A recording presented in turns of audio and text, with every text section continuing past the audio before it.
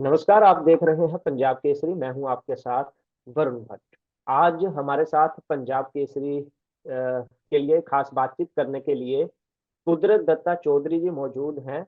इस वक्त San Francisco में जो पिछले साल वो चेयरपर्सन थे, तो अब और भी बड़े मुकाम पर पहुंच चुके हैं। अगर बात करें जेंडर बेस्ड वायलेंस की, और अगर उनकी बात की जाए कि उन्होंने स्टडी क्या की है, तो उन्होंने मास्टर इन लॉ और किंग्स कॉलेज लंदन से पढ़ाई की है, और लगातार वो ह्यूमन ट्रैफिकिंग और लगातार असाइलम को लेकर लगातार काम कर रहे हैं। अमेरिका में हमारे साथ बातचीत के लिए मौजूद हैं।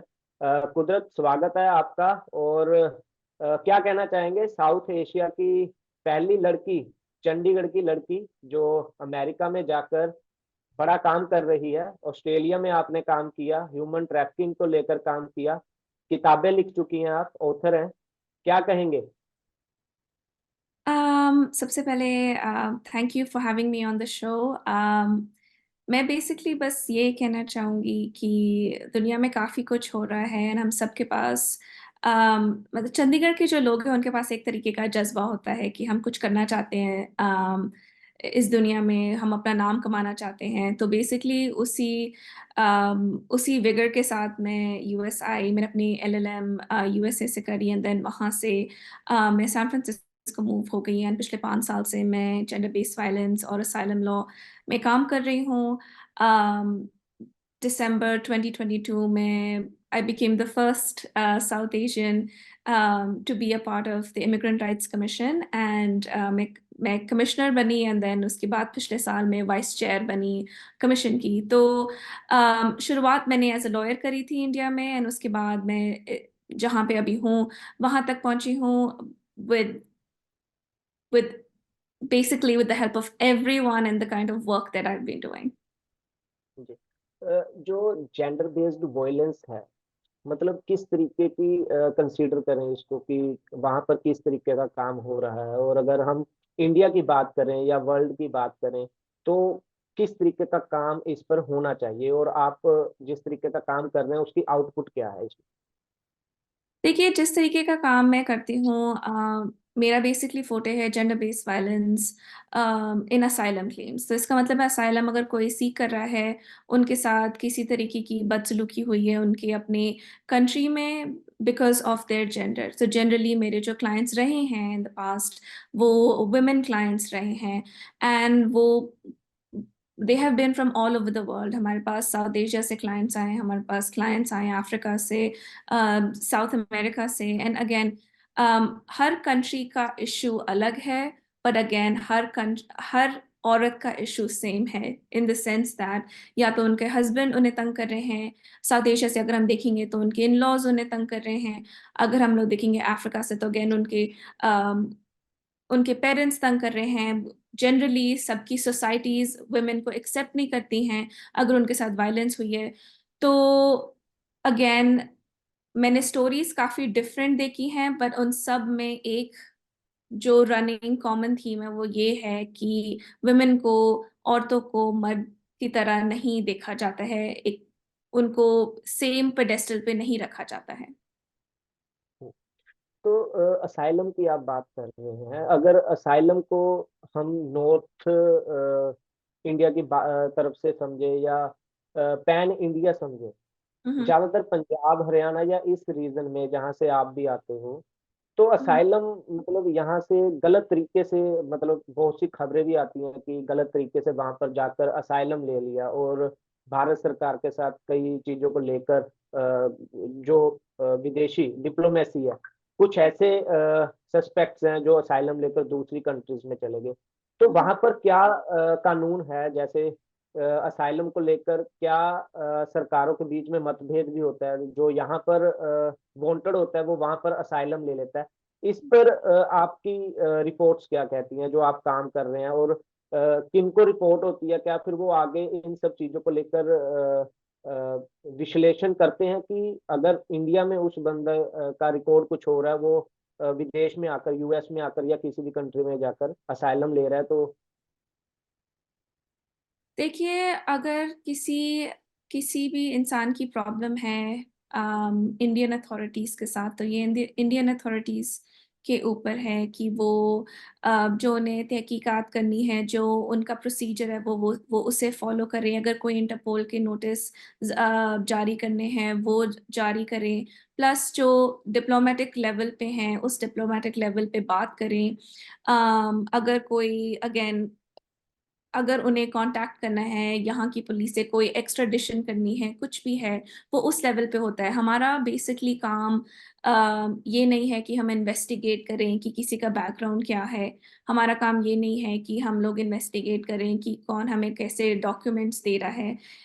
Again in the past 5 years जो मैंने काम किया उस इन अ डिफेंस लॉ फर्म, उसमें ये काम नहीं था कि हम देखें कि इनका क्या बैकग्राउंड है। हमारा काम बेसिकली ये था कि हम देखें कि असाइलम केस क्या है, उनकी थ्योरी क्या है केस की, उनके साथ परसिक्यूशन क्या हुई है, एंड देन उस केस को with all the facts that were given उस हिसाब से प्रेजेंट करें। तो जो आप सवाल पूछ रहे हैं उनके जवाब आपको बेसिकली जो गवर्नमेंट बॉडीज में हैं वो लोग दे सकते हैं। उसका जो उसकी जो रिस्पॉन्सिबिलिटी है वो हमारे काम के अंडर नहीं आती है बेसिकली। पिछले साल आप कमिश्नर थे, इस साल अभी आपको प्रमोट करके उन्होंने वाइस चेयर पर बिठाया है। तो जो आप ये जेंडर बेस्ड वोयलेंस, असाइलम और ह्यूमन ट्रैफिकिंग, इन सब पर आप काम कर रहे हैं, उनको रिपोर्ट्स देते हैं। बेसिकली जो आप फिर ये रिपोर्ट करते हैं, तो वो किस लेवल पर रिपोर्ट होती है? मेयर को रिपोर्ट होती है या फिर एक अलग बॉडी बनी हुई है उसको रिपोर्ट करते हैं? या उन रिपोर्ट्स का फिर बेनिफिट क्या होता है यूएस में, जहाँ पर आप सैन फ्रांसिस्को में रह रहे हैं? हालांकि वहां पर बहुत अलग अलग स्टेट्स में अलग अलग वहां पे कानून है। तो इनका फिर फायदा क्या है अगर जो रिपोर्ट्स आप तैयार कर रहे हैं? देखिए, इमिग्रेंट राइट्स कमीशन बेसिकली एक एडवाइजरी बॉडी है। इसका मतलब है कि जो भी इश्यूज हैं इमिग्रेंट्स को, हम लोग उन इश्यूज को सुनते हैं, उसके बाद रिकमेंडेशंस ड्राफ्ट करते हैं, एंड देन मेयर और बोर्ड ऑफ सुपरवाइजर्स उन्हें अपनी रिकमेंडेशंस भेजते हैं। हमारा काम सिटी लेवल पे होता है। दैट मीन्स कि जितने भी इमिग्रेंट्स सैन फ्रांसिस्को सिटी और काउंटी के अंदर रह रहे हैं उनकी हम लोग बातें सुन सकते हैं। हमारा काम फेडरल लेवल पे नहीं होता है। तो ऑब्वियसली अगर कोई इमिग्रेशन पॉलिसी आ रही है उसके अगेंस्ट हम लोग नेसेसरली कुछ कर नहीं सकते हैं। हाँ, ज़रूर अपनी रिकमेंडेशंस दे सकते हैं मेयर को और बोर्ड ऑफ सुपरवाइजर्स को। अगेन, रिसर्च का काम हम लोग बेसिकली नहीं करते हैं। हमारा काम है लेट्स से एक स्पेशल हियरिंग करना जिसमें हम लोग इनवाइट करते हैं जितने भी ग्रास रूट्स ऑर्गेनाइजेशंस हैं वो आए, जितने भी एडवोकेट्स हैं वो आए और हमें बताएं। पर हमारा काम ये नहीं है कि हम लोग क्वांटिफाई करें उस रिसर्च को। हम लोग ये नहीं बोलेंगे कि 50% लोग कुछ कह रहे हैं या 60% लोग कुछ कह रहे हैं। हम क्वांटिफाई नहीं करते हैं, हम लोग सुनते हैं, ऊपर उसके ऊपर डिस्कशन करते हैं, फिर देखते हैं कि मेजॉरिटी लोग क्या कह रहे हैं, एंड वेदर जो भी वो कह रहे हैं will make sense in terms of recommending to the mayor or not. तो फिर जैसे आप बता रहे हैं कि आपने अपनी पूरी वर्किंग मेयर और जो बॉडी बनी हुई है उनको दे दी। हाँ जी। तो जिस तरीके से अगर हम आज की बात करें, मूवीज बन चुकी हैं, और पूरे अगर इंडिया की बात करें या वर्ल्ड की बात करें, अमेरिका के जो बॉर्डर हैं वहां से हर रोज बड़ी तादाद में खबरें आ रही हैं। तो मतलब फिर इन चीजों को लेकर वहाँ की गवर्नमेंट क्या कर रही है? जैसे अभी आने वाले दिनों में इलेक्शन आनी है, तो ट्रम्प जिस तरीके से बोल रहे हैं, उनकी पॉलिसीज जो हैं, जो गलत तरीके से आ रहे हैं लोग, चाहे असाइलम या किसी भी तरीके से आ रहे हैं, उनके ऊपर सख्ती करेंगे। अगर जिस तरीके से फ्रांस की बात की जाए, वहां पर भी एक पूरा जहाज जो है वो वहां पर पकड़ा गया, ह्यूमन ट्रैफिकिंग है ना।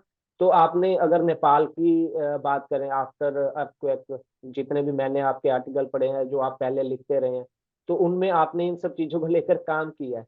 तो मतलब ये किस तरीके से फिर सुधार आएगा? जैसे आप काम कर रहे हैं, आपने अपनी रिपोर्ट दे दी, अगर वो ऊपर इम्प्लीमेंट नहीं हो रही है क्योंकि वहां पर अलग अलग स्टेप्स हैं, तो इन सब चीजों को लेकर सरकार क्या कर रही है वहां पर? देखिए, इमिग्रेशन का जो मुद्दा है वो एक फेडरल मुद्दा है, एंड अगेन जैसे जैसे प्रेसिडेंट बदलते हैं वैसे वैसे उनकी जो पॉलिसीज है वो भी बदलती हैं। हमारा काम है इमिग्रेंट्स के हित में बात करना। हम लोग क्योंकि एक बॉर्डरिंग स्टेट नहीं है तो हम नेसेसरली जो भी बॉर्डर पे होता है उसके बारे में ज़्यादा हम लोग उसके बारे में हम लोग नहीं बात करते हैं इन जनरल। ऑब्वियसली अगर वो इमिग्रेंट्स के हित में नहीं है कोई भी पॉलिसी है तो हम उसके बारे में तब बात करेंगे। But again at the end, जो मैंने पहले भी एक्सप्लेन किया था कि कमीशन का काम ये है कि इमिग्रेंट्स को जो भी बेनिफिट करता है उसके बारे में हम लोग बात करें। एंड अगर अगर हमारी लेट्स से रिकमेंडेशंस नहीं ली जा रही हैं क्योंकि लेट्स से हमारी you know there's let's say if there's a difference between हम लोग क्या suggest कर रहे हैं and basically government क्या करना चाहती है, तो in that case advocacy groups होते हैं जो आगे आते हैं and वो लोग advocate करते हैं for immigrants। again, जो मेरा सारा काम है that is all to benefit the immigrants। कौन कैसे कर रहा है एक country enter, वो मेरे काम के purview के अंडर नहीं आता है। बट हाँ, जो ट्रैफिक हो रहे हैं वो लोग एक स्पेसिफिक रिलीफ है उसको अप्लाई कर सकते हैं यूनाइटेड स्टेट्स में, एंड ये चीज़ उनके लिए ओपन है। जिस तरीके से फिर H1B वीजा है या L1 है, तो आगे जो असाइलम ले रहा है, तो अगर कोई आ रहा है असाइलम लेने के लिए, या जिस तरीके से आप बोल रहे हैं आप उनके राइट्स को प्रोटेक्ट करने के लिए आप काम कर रहे हैं, तो क्या फिर वो वहां पर पक्का हो पाएगा, नहीं हो पाएगा, वो किस तरीके से सरवाइव करेगा? क्योंकि असाइलम वालों को काफी प्रॉब्लम्स भी सामने झेलनी पड़ती है वहां पर। हाँ जी, सो देखिए वही हमारा काम है बेसिकली। कोई पक्का हो रहा है कोई पक्का नहीं हो रहा है वो हमारा काम नहीं है। हमारा काम ये है कि अगर आप सैन फ्रांसिस्को में रह रहे हैं, अगर आपको कोई प्रॉब्लम आ रही है, फॉर एग्जांपल काफ़ी काफ़ी बार ये होता है असाइलम सीकर्स को ढंग से जॉब्स नहीं मिलती हैं। काफ़ी बार ये होता है कि उनके पास रहने के लिए जगह नहीं होती है, क्योंकि अगेन जैसे ही आते हैं, सैन फ्रांसिस्को काफ़ी एक्सपेंसिव जगह है, एंड अगर आप असाइलम भी अप्लाई कर देते तो ऐसा नहीं होता कि एकदम से आप काम करना शुरू कर सकते हैं। तो हमारा काम ये है टू मेक श्योर कि हम एज अ सिटी क्या कर सकते हैं, क्योंकि सैन फ्रांसिस्को एक सैंक्चुरी सिटी है। तो हम एज अ सिटी क्या कर सकते हैं कि उनके लिए यहाँ पे रहना आसान हो जाए। क्या उनको पेपर्स मिल रहे हैं, क्या उनका केस पास हो रहा है, वो उसके ऊपर ना हमारी कोई अथॉरिटी है, ना उसके बारे में हम लोग बात करते हैं। एंड अगेन वो एक प्राइवेट चीज़ है क्लाइंट और उनके अटर्नी के बीच में। कुदरत, जितना मैंने आपके बारे में पढ़ा है या देखा, तो आपने ऑस्ट्रेलिया में भी काम किया है। हाँ वहां जी। पर किस तरीके का काम था? पॉलिटिकल सिस्टम में आपने देखा, या फिर उनको भी ऐसी अलग बॉडी की तरह ही जो है इमिग्रेंट्स को लेकर आपने काम किया? वहां पर किस तरीके का काम किया वहां पे आपने? ओके, सो ऑस्ट्रेलिया में मैंने बेसिकली एक मीडिएशन सर्टिफिकेट किया था, उसके बाद इंटर्नशिप की थी, and then for 6 months research की थी with small political group called Australian Progressives. And उस रिसर्च में आई रिसर्च की ऑस्ट्रेलिया की इमिग्रेशन पॉलिसीज़ कैसी हैं। बेसिकली वो लोग क्या कर रहे थे कि जो भी रेफ्यूजीज ऑस्ट्रेलिया जा रहे थे उन्हें उन्हें ऑस्ट्रेलिया एंटर नहीं कर रहे थे, एंड दिस इज़ अबाउट 2015। सो वो क्या कर रहे थे कि उन्हें ऑस्ट्रेलिया एंटर नहीं करने दे रहे थे, उन्हें Papua New Guinea, Christmas island वहाँ पे रख रहे थे, एंड देन वहाँ से बहुत मुश्किल था उन सब रेफ्यूजीज के लिए ऑस्ट्रेलिया में एंटर करना। तो मेरी रिसर्च उस टाइम पे 2015 में इस चीज़ के बारे में थी कि इवन दो इंटरनेशनली ऑब्लिगेटेड थी ऑस्ट्रेलिया टू मेक श्योर कि रेफ्यूजीज को आने दिया जाए, वो उनको अलाउ नहीं कर रहे थे, एंड बेसिकली एक सेपरेट आइलैंड में रख रहे थे जहाँ पे जहाँ पे रेफ्यूजीज के लिए एक्चुअली में कोई आई वुड से कोई रिसोर्सेज नहीं थे to grow to have a better life. तो उसके बारे में मैंने बात करी थी, काम किया था 2015 में। जी, आपने वहाँ पर गेस्ट लेक्चरर एज ए बहुत से लेक्चर वगैरह भी दिए। तो अगर आंकड़ों की बात की जाए, जैसे आपने अभी ऑस्ट्रेलिया की बात की कि आपने 6 महीने वहाँ पर रहकर रिफ्यूजी, जो मैं रिफ्यूजी है वहाँ उन, रही नहीं थी उस टाइम पे, मैं इंडिया में थी। हाँ जी। हम मतलब जो भी आप काम किया आपने, तो रिफ्यूजी को लेकर काम किया आपने। अभी आप सैन फ्रांसिस्को में हैं, तो यहाँ पर आंकड़े क्या हैं, जो अगर आप असाइलम की बात करें, जिनके आप राइट्स की बात कर रहे हैं, हर साल कितने ऐसे असाइलम सीकर हैं, और वो कहाँ कहाँ से हैं, और सबसे ज्यादा आंकड़े कौन सी कंट्री के हैं? क्योंकि हम्म। ज्यादातर अगर इंडिया की बात करें, तो गुजरात, पंजाब, हरियाणा, मतलब इधर नॉर्थ रीजन या फिर गुजरात इस साइड का, अभी साउथ काफी हो गया, तो मतलब यहाँ के लोग ज्यादा बोले जाते हैं कि ये ज्यादा जाते हैं या ऐसे, आंकड़े क्या हैं?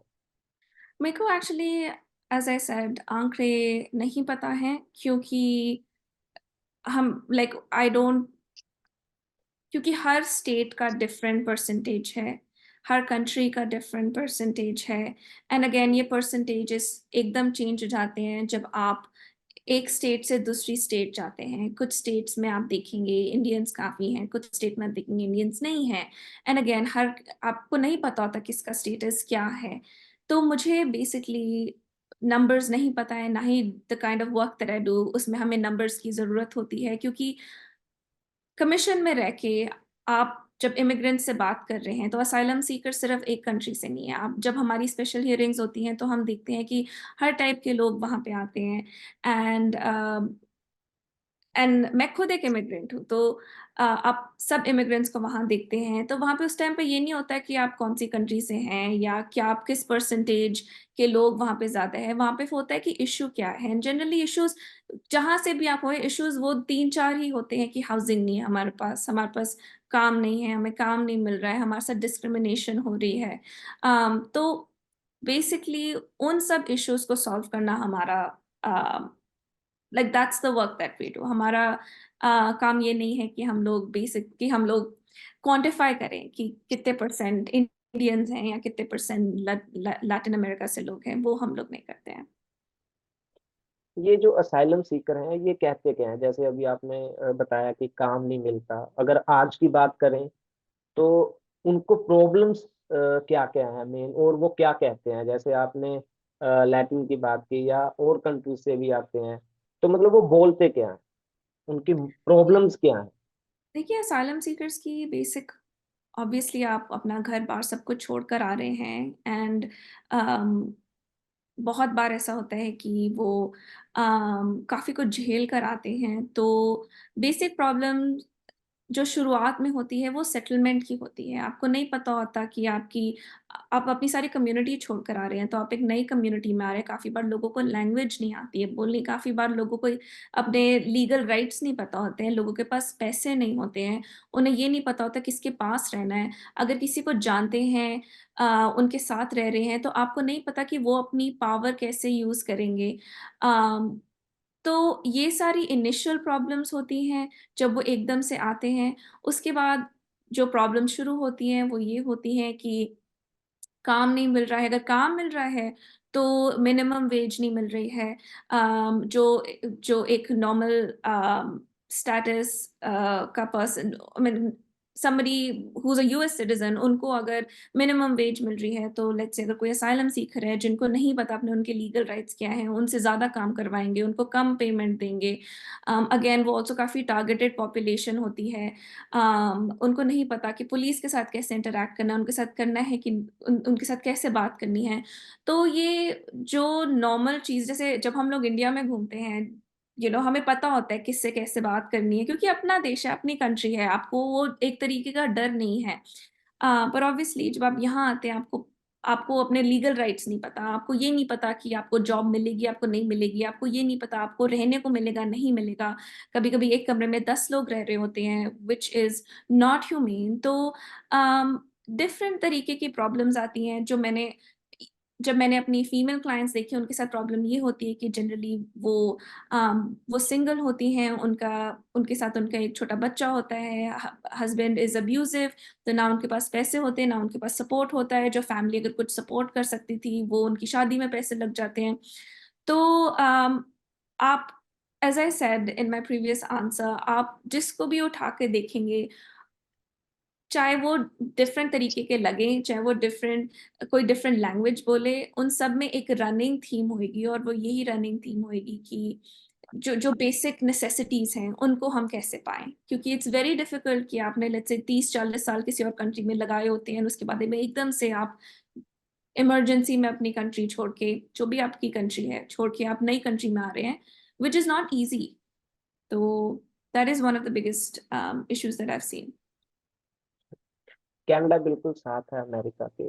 अगर वहाँ की बात की जाए, वहाँ पर ज्यादातर मैं पंजाब पे ही फोकस कर रहा हूँ आपके साथ इंटर करते हो, क्योंकि आप भी चंडीगढ़ से बिलोंग करते हैं। तो वहाँ पर एक ये भी अब डिमांड हो रही है, जो वहाँ पर लड़कियां हैं जो चाहे स्टडी पर जा रही हैं या एज ए वर्क परमिट जा रहे हैं या पीआर जा रहे हैं, तो वहाँ पर उनको काफ़ी प्रॉब्लम्स आ रही हैं, ज़्यादातर स्टडिंग या फिर ऐसी लड़कियां, तो वहाँ पर उनके साथ जो बर्ताव हो रहा है, और वो अ, कुछ ऐसे प्रोफेशन में भी जा रही हैं जो यहाँ पर ठीक नहीं समझा जाता। उसको लेकर भी आप कोई काम कर रहे हैं या आपकी चर्चा होती होगी, जो आपके कुलीग्स होंगे या जो आपके साथ ऐसे एसोसिएट्स होंगे, तो आप अ, काम कर रहे होंगे, एक कंट्री से दूसरी कंट्री में आपके पास फैक्ट्स आते होंगे। हुँ।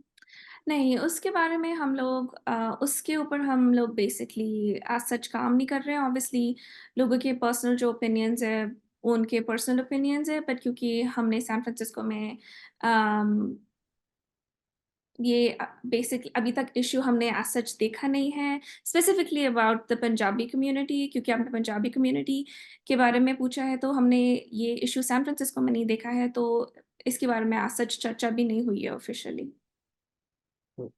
तो आप चंडीगढ़ के बारे में थोड़ा सा बताइए कि आप कितने टाइम बाद यहाँ पर चंडीगढ़ में आते हैं, और अगर बात की जाए यहाँ पे विवेक हाई स्कूल, वहाँ से आपने स्टडी की, फिर आपने पंजाब के आर्मी इंस्टीट्यूट से वहाँ पे आपने स्टडी की, तो फिर कभी चंडीगढ़ या इसकी याद नहीं आती? आप वहाँ पर बैठे हैं तो घर वालों के साथ कैसे बातचीत होती है, और कैसे आप अपने दोस्तों के साथ बातचीत करते हैं, क्योंकि आप वहां पर बैठे हैं और काम भी आप ऐसा कर रहे हैं जो यहाँ पर समझते हैं, मतलब जिस तरीके से हम असाइलम, खास कर ये बहुत बड़ा वर्ड यहाँ पे जो यहाँ पर इस्तेमाल किया जाता है।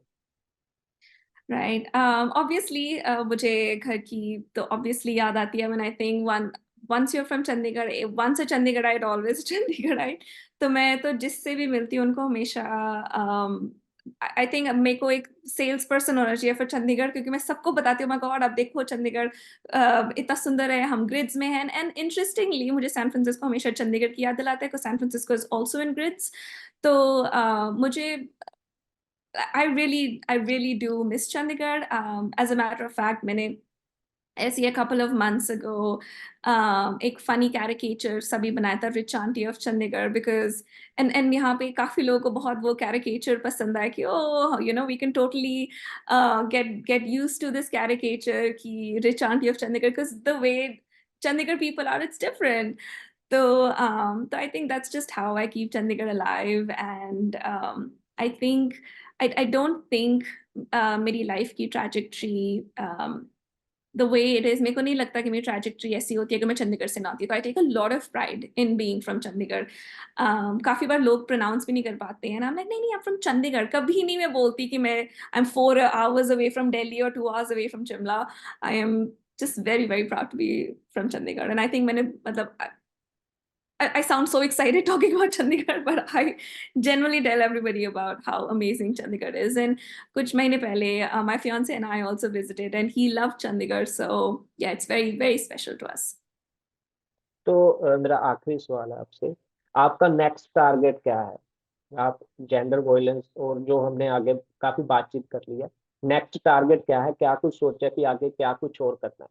Hmm. So I think like अभी मैं continue करूँगी obviously research करना and जो मैं अभी कमीशन के साथ काम कर रही हूँ उनके साथ क्योंकि अभी जो हमारा जो 2024 है इज एन इलेक्शन ईयर तो ये काफ़ी इंटरेस्टिंग ईयर होने वाला है जैसे इलेक्शन ईयर आता है इमिग्रेशन पॉलिसी चेंज हो जाती है तो I would believe there is a lot to come तो फॉर 2024 ये मेरा टारगेट होएगा I will be writing a lot more about immigration policy I will be researching about what is happening. I'll increase the research that I've been doing, and then again, जो भी issues हैं, for example, in the past मैंने H1B layoffs के बारे में काफी बात करी है commission में, पर अगर आगे कोई issues हैं, then I will be bringing them up with the commission. तो 2024 at least till the elections ये मेरा plan है. जी, हमारे लिए हमारे साथ बातचीत करने के लिए बहुत बहुत शुक्रिया।